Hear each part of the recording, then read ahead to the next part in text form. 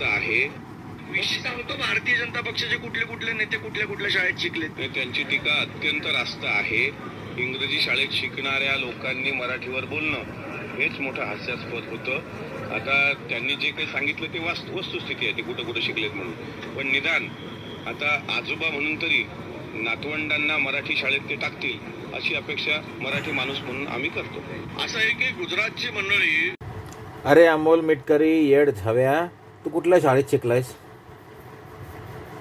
तुझी पहिलीपासून ते तुझं जेवढं शिक्षण झालं आहे, गुडघ्यात मेंदू असलेला अमोल मिटकरी, पहिलीपासून किंवा छोट्या शोशूपासून मोठ्या शोशूपर्यंत पुढे तू किती शिक्षण घेतलंस त्याच्या सगळ्या मार्क लिस्ट तू तुझ्या सोशल मीडिया अकाउंटवर टाक.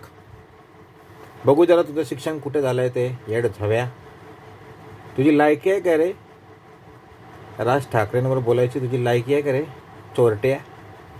घोटाळे काढू का तुझे बाहेर? घोटाळे काढू भोसडीच्या? लायकीत राहा. अमोल मिटकरीने तोंड सांभाळून बोलावं. आता